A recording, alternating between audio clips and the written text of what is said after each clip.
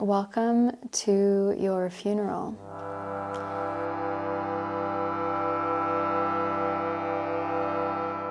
When most people think of a living funeral, they think of what I call a celebration of life. So that would be someone is terminally ill, for example, basically attended their own funeral. It's where you kind of can be present for the things that people would say at your funeral. It's a chance to leave, like to say things that you didn't want to leave unsaid. I watched my dad die at the age of 25. I remember his funeral was this vibrant, colourful celebration of his life. I just wish he'd been there to see it. A death doula is a person that serves a dying individual, and then by extension their families. What I do here with my living funerals is an in-depth mortality meditation. So that can mean that a person is terminally ill or not. Losing Dad really opened up my eyes to how much of a taboo there still is around discussions of death. I wanted to know if living funerals are changing the way we deal with dying. It's such a shame when I think everyone misses their own funeral and they miss all the nice things. So why not attend?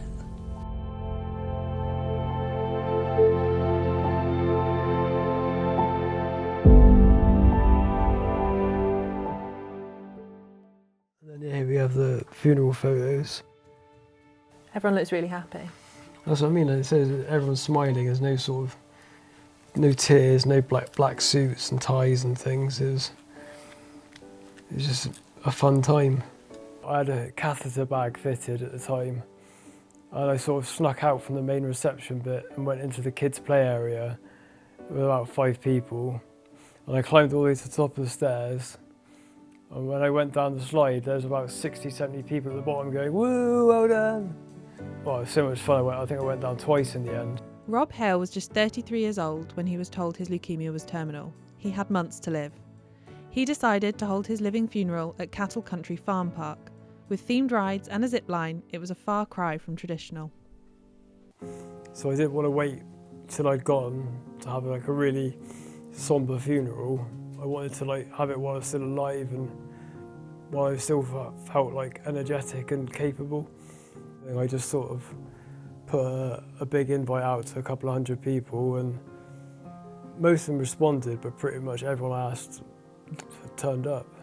It was more like a reunion than a funeral. Or they all went away saying they're really thankful that I did something. The general atmosphere was very pleasant. We had no music or anything, there was nothing like that. You didn't need it, people just talked. And then learning some of the things they got up to that we never knew about. Yeah, they start telling us these stories. And you didn't do that, did you, Robert? Rob is not the only one to attend his own funeral. Rachel Bass suffers from a serious heart condition. As a pagan celebrant, she's planned plenty of funerals, but this time it's especially poignant because it's her own.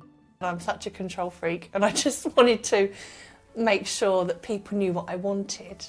I would like to do something, if possible, where I'm still here for it, and we can kind of loosen those threads of letting go, help them accept that I'm going, help me accept that I'm going, and I think it's just quite healthy, actually.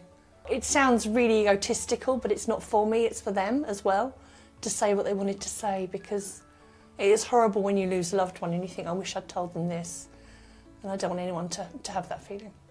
Rachel is planning to have a big 70s buffet at her funeral, as well as karaoke, one of her favourite activities. But she isn't as fussed about what happens after she dies. At the end of the day, it doesn't matter afterwards because I'll be dead, I won't be there. Do what you want. I'm hoping it wouldn't be too formal. Hopefully it wouldn't be so expensive either because we've already had the party. Rob's parents are also planning a funeral for after he is gone. How has it felt having those conversations with Robert? Because I guess when a parent and a child talk about death, it's not this way round. The living funeral was fine because that was a joyous celebration. He's told us the music he wants for his funeral. It was very difficult. That was hard. Very hard. Rob shared his end-of-life journey on social media. This is something that Rebecca Peach from Legacy of Lives tells me has changed the way we talk about death. We are seeing living funerals being discussed more, and perhaps like talking about end-of-life wishes and funerals and death is actually becoming more popular as we see social media and people sharing their end-of-life journey. Legacy of Lives supported Chris Hellenger, the founder of breast cancer charity Copperfield, when she organised her star-studded living funeral.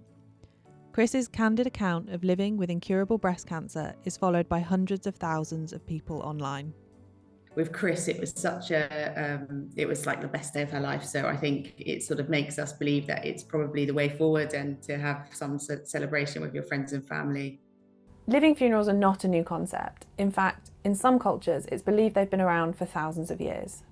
In the 1990s, in Japan, they became popular as elders sought to remove the burden of having a funeral from their children. Then, in 2019, South Korea began practicing mass living funerals as a way to tackle particularly high suicide rates in the country. Participants would undergo a full-body meditation, often in a coffin, as they came face to face with the realities of their own death. I'm a death doula, I'm a living funeral practitioner, and I'm a funeral planner. Death doula Emily Cross was inspired by the practices coming out of the East and decided to bring them to her studio in Dorset. I'm not a suicide prevention specialist or a mental health practitioner in any way, so I was looking at it in terms of how this can help someone, anyone, in kind of a more self-developmental, self-growth, self-discovery way. And her living funerals are not just for those who are terminally ill. Emily gave me an insight into how they work. Your essence is appearing from the depths of the universe. Life forces are again beginning to function within you.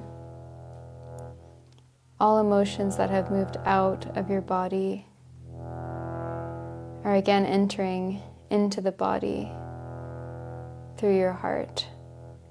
So tell me about the kind of people who come and have a living funeral. What are they like? Some people come for if they need an answer to something. Another might be to feel closer to someone who's already died. Some people come with an intention to kind of put an old version of themselves in the past. So the old version of themselves will die and then their new version will be reborn.